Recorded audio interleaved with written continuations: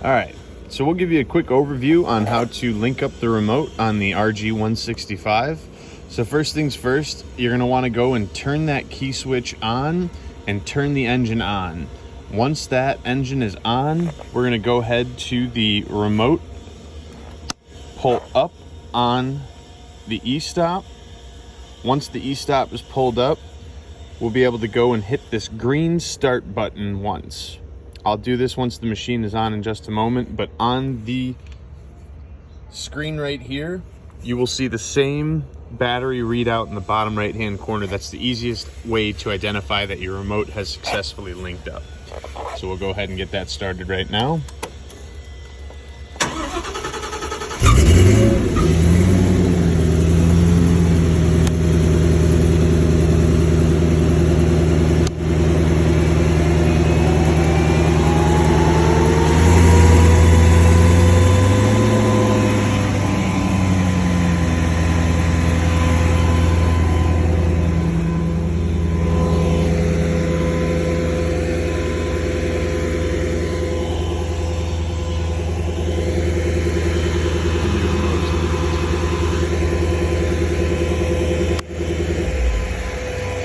You can kill the machine from the remote itself, but you always have to remember to come over here and turn the machine off via the key switch, otherwise it'll keep it on. The different controls of the machine. This is gonna be your left track right here, this button. This one over here is gonna be your right track. This is gonna be plow blade, up, down. This is going to be your throttle switch right here. Obviously high, raise throttle RPM, lower it. This is going to be your swing speed right here. You have the ability to control the speed at which that thing will sweep right and left. You also have a creep mode installed on this as well. The creep mode will basically work when the cutter wheel is engaged. You're able to press the creep forward, put it into creep mode, and by pressing one or the other, it doesn't have to be both, it could be one or the other, of the track buttons, it will slowly creep the machine forward when the cutter wheel is engaged at full throttle. To engage the cutter wheel, what you're gonna do is you're gonna hold this black button here with the exclamation point. At the same time you're holding that black button, you're gonna flip this up into position, letting go of that black button. Once that is flipped forward, that will engage the cutter wheel and you'll be ready to grind. You'll have to go and raise engine RPM once that happens. You always want to engage the cutter wheel at a low RPM, and then once you start grinding, raise it up to full RPM. Now you can grind with this machine at full RPM or at a slightly lower RPM. If you're doing something like a very soft stump that may be rotted out and you don't need it to be screaming, that's always an option too. Your controls for the sweep and raising of the cutter head is going to be these two right here, these two bumper switches here. So this one is going to be lift up, down, up, down, and then this one over here is going to be right, left on there. So when you're grinding, you can comfortably keep your hands at the side and go ahead and operate the machine that way. Now, on the machine itself, there are a few different things here. So this is going to be a flow controller, a needle valve, if you will, for the raising of the cutter head. So the lifting up, down, that can be controlled. When you're grinding, you'll kind of find a sweet spot for it to be able to know where you want it, have it set to. Right here, this is going to be the travel lock pin. So when you're traveling with the machine and you want to keep the cutter head up, you can go ahead and put that pin in there. Let's see if we can get this one out. It stores right here. You do have multiple grease points throughout the machine. You'll see on your king pins here, your swing cylinder pins, your lift pins. You're also going to have, and these are probably the most important ones, your grease fittings up at the front pillow block bearings here. I say these should be greased at least once a day.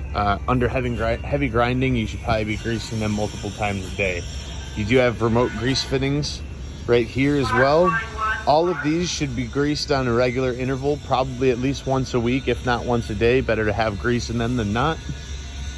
Going through the rest of the machine, you do have controls over here as well. You have your track movement, right, left. You have your cutter head movement, up, down, swing right, left. The remote does have a tether as well, so if you wanted to go and use your remote but with a cord, and it does come with it, it will be in the side of the machine, you can go and unscrew this cap here, and tie it into the machine, so that way if you're out in the field and your batteries die and you don't have spares, you can go ahead and get them topped off and ready to rock and roll.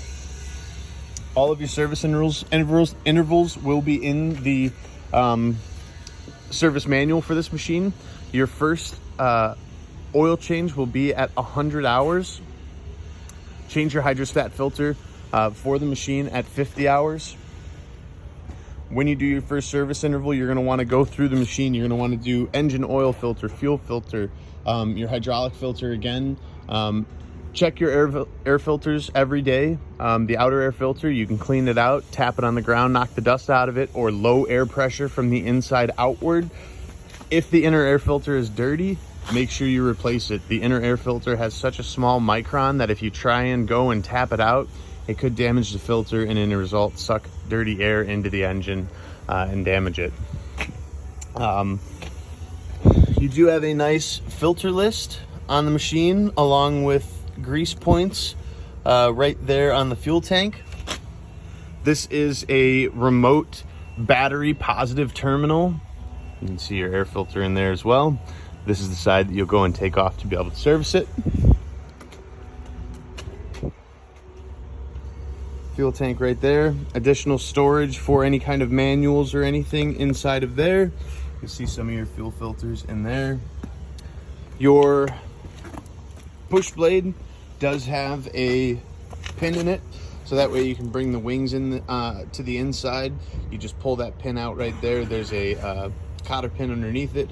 Pull that out. You can fold those wings in to be able to fit through those tight spaces.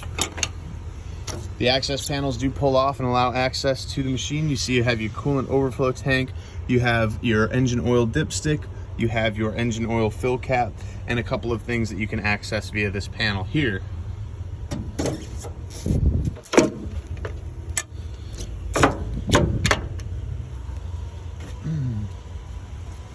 Hydraulic oil tank access right here.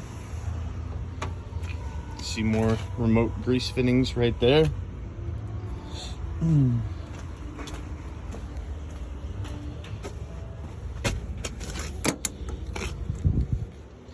See, we can access one of our filters right there through this, but this is your main access panel to be able to go into the machine and do your service.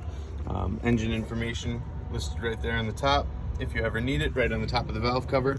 I would suggest taking a picture of that right when you receive the machine, so that way you have it saved in case you ever need parts for it way in the future, but it's always nice to have and not have to hunt for it.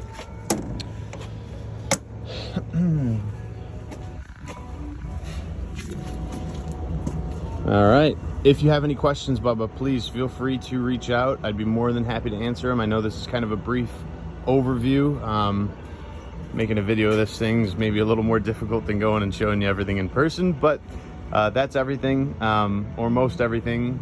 Please reach out if you have any questions. I'd be more than happy to help you out. Thank you.